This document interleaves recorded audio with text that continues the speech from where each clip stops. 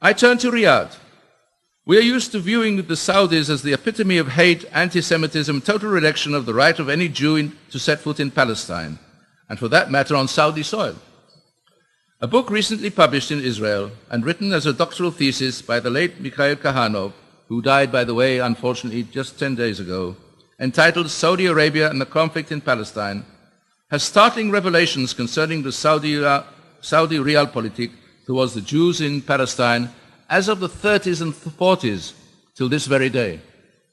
Kahanov, a dear and esteemed colleague of mine, was a man of outstanding personal bravery and senior command distinction. In the seventh decade of his life, he spent 10 years on his research and produced a vast array of evidence proving his premise that, and I quote the name of the last chapter in his book, "The Saudi attitude to Jews and Zionism, from hatred to acceptance of reality." No wonder that none other than David Ben-Gurion and Moshe Sharet Shertok met senior Saudi advisors in London in the 30s of the last century, seeking in vain a dialogue. Ben-Gurion told Hafiz Wahaba, a senior royal court advisor, an Egyptian by the way, all the court advisors of the Ibn Saud were non-Saudis, for reasons I'm sure you will understand, that only King Ibn Saud was capable of effecting a historic rapprochement between the Arabs and the Jews of Palestine. This is what Ben-Gurion said to Wahaba. In fact, ladies and gentlemen, the Saudis never really helped the Palestinian Arab population in Palestine, either with financial aid, and they have a few finances at their disposal, as you might guess, or significant military support. Successive Saudi peace plans culminated in the Saudi initiative of Crown Prince, now King Abdullah, promoting a permanent settlement of the Israeli-Palestinian conflict. And may I remind you that the original Saudi plan made no mention at all of the Arab refugee issue. I wonder why. This was realpolitik in its purest form.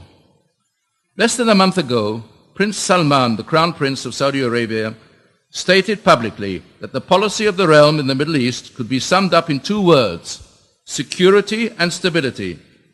Security within and stability without.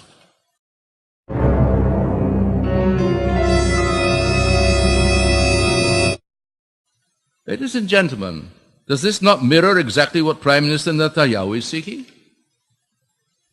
Kahanov reveals in his book that during the Second World War, two Saudi princes, both kings of King Ibn Saud, the founder of the dynasty, were treated in Hadassah Hospital on Mount Scopus.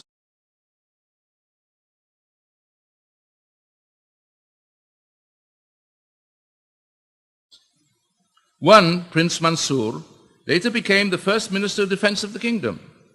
The second wrote a glowing letter of thanks to the hospital on Royal House official news notepaper, praising the treatment he received from the doctors and nurses at the time.